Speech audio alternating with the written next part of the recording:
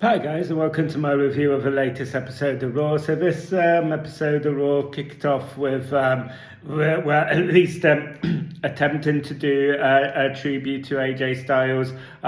We had Gunther coming out and kind of like initially like interrupting this and doing his typical heel fashion of you shouldn't be celebrating AJ Styles, you should be celebrating me, blah blah blah. I felt that this was a good choice. I'm glad that they didn't just sort of do the AJ Styles tribute and then just kind of gloss over the whole Gunther stuff, or his character. I'm glad that they didn't have him so a break character, or because it just seemed like natural if you kind of cast in the kayfabe, but like Gunther would kind of like come out here and try to kind of like upset the apple cart a little bit.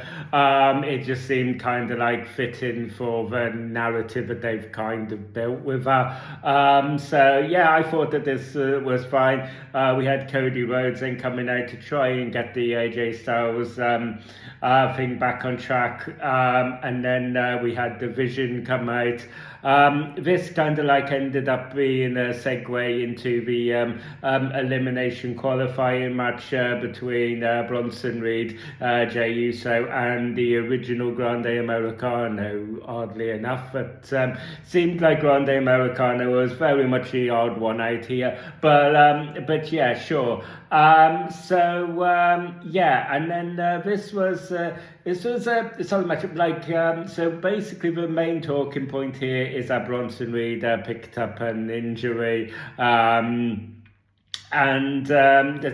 we had to confirm later on that this is going to be him out for the foreseeable future. And not good because the whole match was kind of cast. Largely, Bronson Reed was out of the picture. It was largely Jey Uso and Grande Americano like one-on-one, although it was a triple threat. So I don't know if Bronson Reed had actually initially injured himself earlier on in the match and tried to continue, and they were just trying to get around it. Maybe it was an aggravation, I don't know. But yeah, I mean it all doesn't really matter really. But the main thing is Bronson Reed is injured. He is going to be out for the foreseeable future. Obviously that is another kind of nail in the coffin of Vision, really. I mean, WWE, it seems since going over to Netflix, has basically just had the worst luck with injuries, especially especially as far as the Vision is concerned, and trying to get that kind of like stable up and running. But yeah, I mean, all of this. So I'm not quite sure what they're going to do now. I mean, I guess they could continue to try and go with a Vision, but having as just a tag team match consisting of Logan Paul and Austin Theory, and then they just kind of like find themselves maybe taking on the Usos, and they just end up kind of buying their time a bit until Bron Breakker can come back, and then you go into the Seth Rollins stuff, and you try and build everything up again. That's what I would imagine would be the most feasible way. The other way is that they pull the trigger on the whole theory of Austin Theory being a kind of a mole for Seth Rollins, and you just kind of like pull the trigger and implode the Vision. But I mean, seeing as this is how it's gone down, I'm not so keen on that they should do that now as I maybe previously was. I just think that's something that a swerve like that would just work much better if you had built the Vision up to be this big dominant force, similar to kind of the NWO kind of thing. I think that would have been better. Now that it's just like the Vision is kind of like completely crumbled, I don't know. It just seems a bit of overkill. So I don't know what they're gonna do. I mean, I guess like if I'm gonna if I'm going to make a prediction here with how they are going to proceed, I can imagine them proceeding with just having a vision as a tag team of Logan Paul and Austin Theory, and them taking on the Usos, but potentially dethroning the Usos. We're going to still think that that's very much in the stratosphere if you want to build them up, and then obviously they're going to kill time. I mean, it depends on how long Bron Breakker is going to be out for, but I can see them just sort of buying their time by trying to make a vision this bigger thing, maybe in the tag team division, or trying to bolster that tag team division up, and then just then buy their time, hopefully, until Bron Breakker can come back, and then they can pull the trigger with a whole Seth Rollins stuff. That could be how I can kind of see it going. But all of this, to kind of double down on all of this, all of that kind of like geeky, theorizing stuff is, all of that is very secondary. The main important thing is obviously a man's health and well-being. So obviously, wish Bronson Reed all the best, and hopefully, wish him a speedy recovery, because that's the most important thing here. So we basically had Jey Uso then kind of by process of elimination picking up the win here. I did hear some stuff circulating online that Bronson Reed was initially going to be the planned winner here, and they had to change it because of the injury. I don't know if that's true or not. I mean, obviously Bronson Reed and Jey Uso are two guys you could easily see in the Elimination Chamber, so who knows? So it kind of makes sense. So but obviously by default that they would just land on Jey Uso here by default. So yeah, Jey Uso obviously going into the chamber. We had Liv Morgan finally choosing Stephanie Valkyrie here. She had basically called out both Jade Cargill and Stephanie.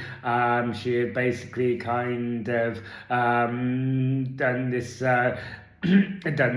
kind of like sucker punch Stephanie Valkyrie, and it was just, I mean, I was kind of glad that the whole promo, it didn't kind of like my world, but it was fine. I mean, I guess the main takeaway for me was I was just glad that they finally pulled the trigger on this and kind of got this formality out of the way, because we all knew that it was going to be Liv Morgan and Stephanie Valkyrie at WrestleMania. So this whole kind of like dance about, just was I was finding a little bit boring, a little bit tedious, because it just seemed that they were like overcomplicating it and we were already there. So basically,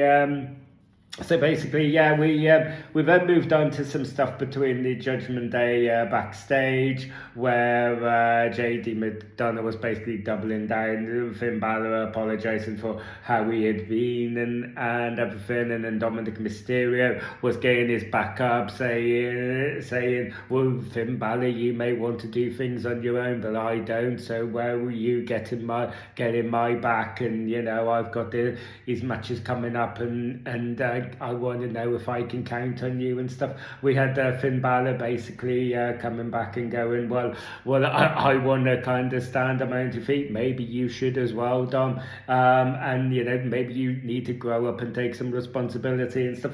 And I mean, this is because obviously this was just another moving of a needle, planting of the seeds of the fallout between Finn Balor and Dominic Mysterio. That's how I basically see it all kind of going. I can just see them pulling the trigger on this, maybe probably during Elimination Chamber with a Finn Balor and CM Punk, but kind of giving a reason maybe for Dom to turn on Finn Balor. That's how we basically get there. We kind of have obviously CM Punk retaining, but we kind of, I guess they give Finn Balor some protection in the way the WWE do, where it all ends up in a bit of shenanigans with Dominic Mysterio intervening, and then you basically go into that Intercontinental title feud between Dominic Mysterio and Finn Balor, and that's kind of where I think we see the ceiling for Finn Balor here. That's the route that I kind of see. We had Natty and Maxine Dupree here, which was basically it wasn't. I don't want to say it was a squash match because Maxine Dupree did get some offense here. It ended very prematurely, and I'm not quite sure what happened here. But we basically had them fighting on the outside of the ring. Maxine Dupree went into the ringside post, and then was basically laid out cold, and then that was kind of it. And it was then it was just deemed with a referee stoppage.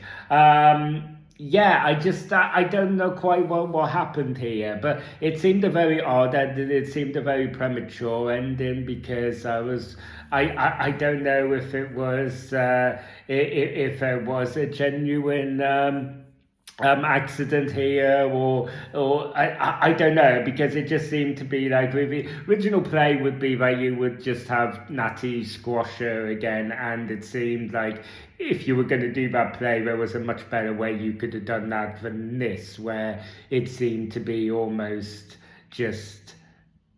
It wasn't Natty taking her out, it wasn't Natty squashing her, it was just an inadvertent collision with a post. But I don't know, so I don't know what happened here, but it was very odd, and it did seem a bit, and it did sort of seem to somehow cut the match short, and I don't know. Obviously, yeah, I don't know. I don't know what happened there. Hopefully, Maxine Dupree's okay, and I don't know. I'm not quite sure what to make of that, but yeah, it was a very premature ending, though. So yeah, we basically had more stuff backstage with Rusev and Obafemi. It's good that they were continuing this as well. So I guess we're going to get this match. I don't see it. It's not going to be on Elimination Chamber. I don't see him stretching it out WrestleMania. We're probably going to get this on the random episode of Raw. Yeah, I'm all down for that. I think that Rusev could be another real vehicle, maybe to getting Obafemi over. So we had Brock Lesnar also come out here with Paul Heyman. We basically had Brock Lesnar lay down the dates that he was going to be appearing between now and WrestleMania in kind of like true John Cena farewell tour style, and basically he was. On each of these dates, there was going to be an open challenge. He said if there was anyone on any of these dates who had the balls to come out and challenge Bron Breakker, then that would be Bron Breakker's match for WrestleMania. So that's going to be intriguing to see who picks up there. That'll be interesting. I don't know who they could go. I mean, my dream one would be Obafemi to come out, but obviously Obafemi's going to be tied up with this Rusev. I mean, I guess they could quickly tie that feud with Rusev up and then move on to Obafemi. The fact that they've done it like this and they've laid it with all the dates out and go if anyone on it, I can see them drawing this out quite a way near to WrestleMania before they actually have somebody answering the call. So it could be Obafemi. So who knows? But yeah, I think that would be something else. Gunther possibly, but you got heel versus heel. Or then, yeah, I mean, I'm going to say Obafemi just because I haven't got anybody else here. We had the match between Javon Evans and Kofi Kingston here as well, because this was another solid match. This was another one that at one time it would have been a kind of like a dream match for me. Just two absolute fantastic athletes who just do the tippity top wrestling that I just really, really like like to watch. I really like all that high flying stuff. This was great spots by Chevron Evans. Both of them put on a really great show. I think they put on the best show that they could without maybe putting Chevron Evans at too much risk, because with the terrible luck they've had with an Elimination Chamber, I wouldn't blame WWE if they just got everybody they had in the Elimination Chamber, just wrapped them up in cotton wool right now, glad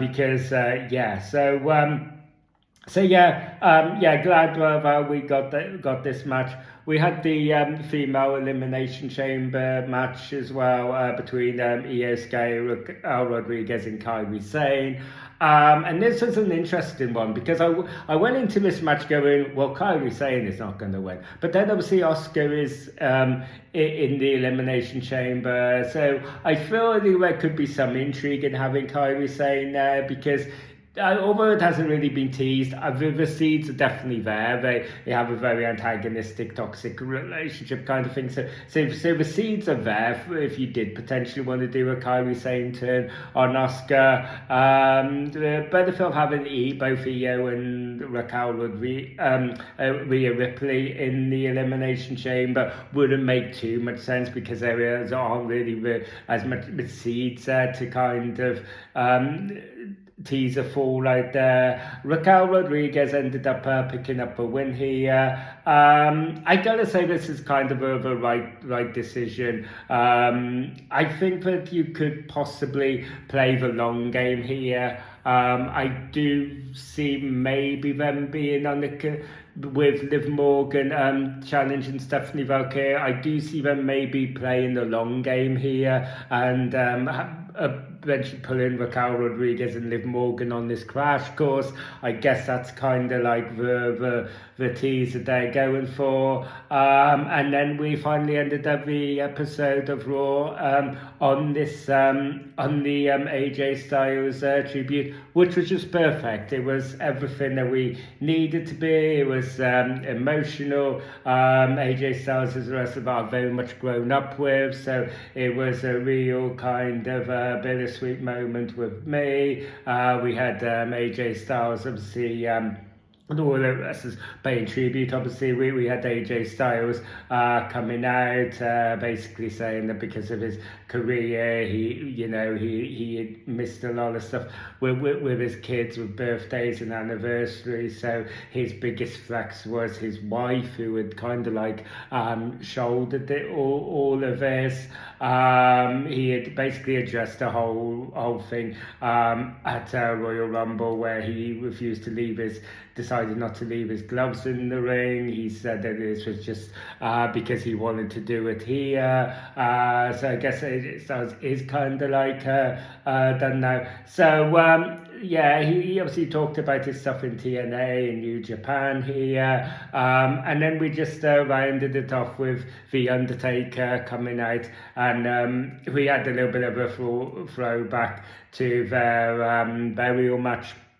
And then we basically rounded off with the Undertaker inducting AJ Styles into the WWE Hall of Fame, rightfully so. So just wonderful send off for AJ Styles. So glad they did it. I think the perfect way to do it as well. On that note, there's nothing else to say but to say thank you, AJ.